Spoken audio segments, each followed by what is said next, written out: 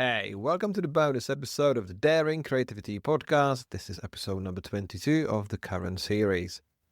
I'm here to unpack some of the gems from this week's conversation, pulling out those moments that deserve a second look and dig deeper into what makes them special. It's about the ideas. I want to look out for the ideas that hit differently. This week I spoke to Canadian artist Stephanie Scott. We talked about her life and work as an artist, designer who creates large-scale murals that transform corporate offices, restaurants and public spaces. The episode published a few days ago was titled Dare to Paint Beyond the Surface, and I got to find out what goes into the whole process of making pieces that are often seen by thousands of people every day. If you haven't checked out the full episode yet, let me start with these 4 moments that stood out from our conversation. This is actually why I miss painting, even though I do in many ways prefer doing the digital illustrations. But there's this beautiful flow that you get into when you're painting, where like you can feel the weight of the paint in the brush and you know exactly when you need to dip in again or when like it might drip. So you have to pull back a little bit or change the trajectory of your line or whatever. There's just, it sounds so cheesy, but it's that connection with the medium. It almost becomes a dance, as odd as that may sound, just going up and down the ladder or dipping your brush in the paint and going back to the wall and moving everything a foot down the wall and then going back to it. There's so much more to it than just recreating a design on the wall. I'm a sucker for poetic words. And when Stephanie said, this is like the dance, the relationship between the paint, the surface, and her hand, I just love this quote because it's so profound, even though the words are so simple, because it talks about the irreplaceable nature of physical creative practice. When Stephanie articulated creativity isn't just intellectual, it's embodied knowledge living in our hands, our muscles, and our instincts. When she was talking about the weight of pain and it's becoming a dance, it was knowing instinct when to adjust. She was talking about a form of art that's deployed only through repetition and presence. And this is the kind of mastery that comes from showing up again and again to dance with your materials. Our conversation, of course, couldn't steer away from AI. We chatted about it extensively. But in this instant, this moment is even more significant because it reminds us, me, you, the value of human creativity that isn't just about the final output. It's about the experience of creation itself. The flow state she describes, where mind and body synchronize with the material and intention, is fundamentally human. It's where we feel most alive. And this matters because it reframes what we're protecting when we defend human creativity. We're not just protecting jobs or aesthetics. We're protecting access to transcendent experiences that make us feel connected to something much larger than ourselves. So that's one example of where I was able to bring in decorative arts. And I work other interests into projects here and there. I'm trying to lean more into a collage type of approach, more specifically with mural designs, because I think it does work for that type of application. So I do have an outlet to kind of bring in different styles because I love creating in different styles. I would lose my mind if I had to do the same approach for every project. That's not how I'm made. It would make things so much easier though. Oh my gosh, but it's just not how I am. It's not how my mind works. In this moment, Stephanie revealed something many creative generalists feel but rarely want to admit. Consistency might be good for business, but it can be a death for certain creative spirits. This validates a different path. One that values explorations over niching, specialization, and it values curiosity and predictability.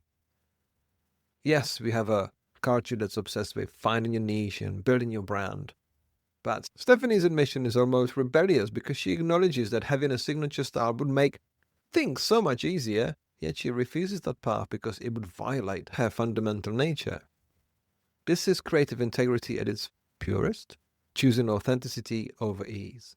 And it matters because it gives permission to other creatives who feel pressured to pick one lane and stay in it forever. It confirms variety isn't a lack of focus. For some minds, the only way to stay engaged, to keep growing, to avoid creative death by boredom. So usually I have the first kind of surface level ideas, and it's the very predictable stuff. And then I try to go beyond that and think, okay, well, now that that's out of my brain, where else can we go from here? Another thing is that I don't want anything that I create to seem too trendy or too specific. And I've certainly kind of stumbled into trends before, not knowing they were really trends at the time. And then in retrospect, looking at that and being like, whoa, that piece is very 2019.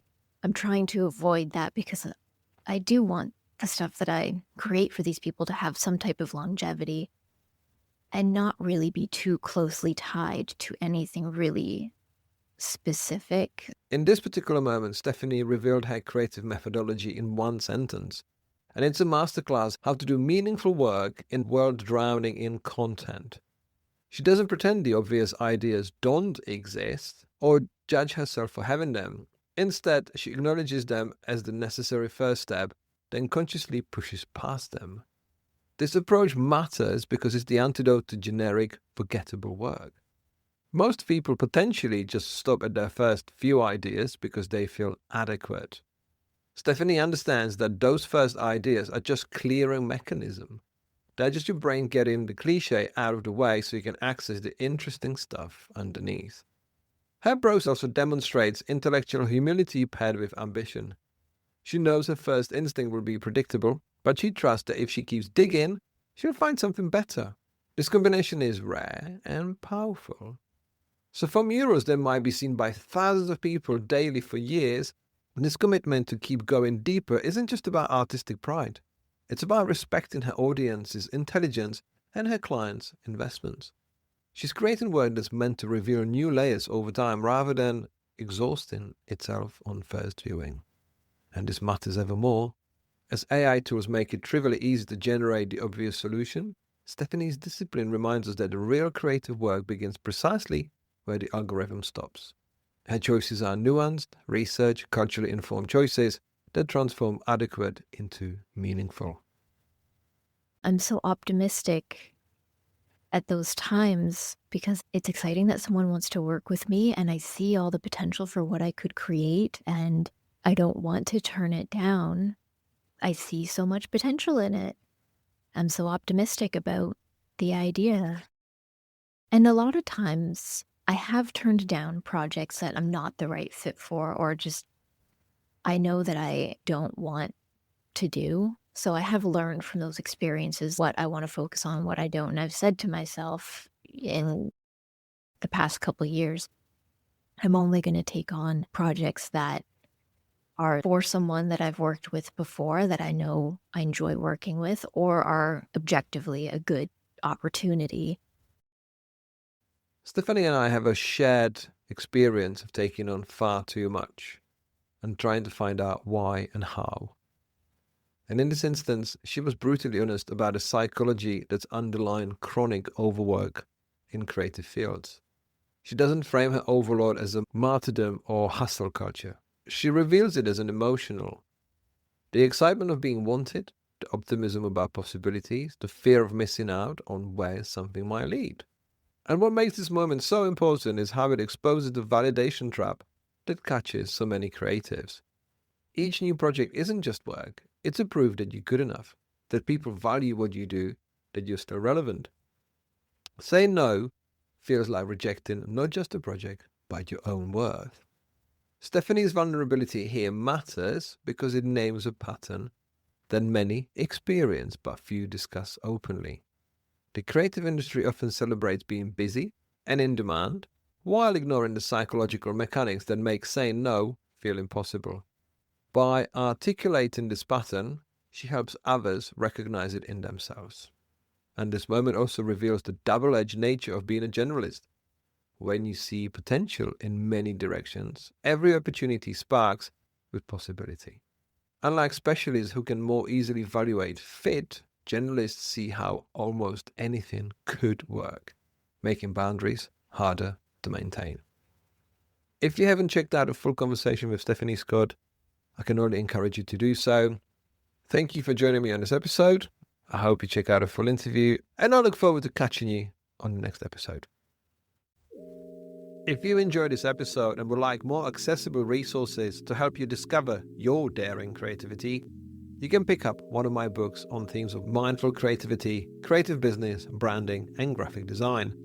Every physical book purchase comes with a free digital bundle including an ebook and audiobook to make the content accessible wherever you are and whatever you do. To get 10% off your order, visit novemberuniverse.co.uk and use the code podcast. Have a look around and start living daringly.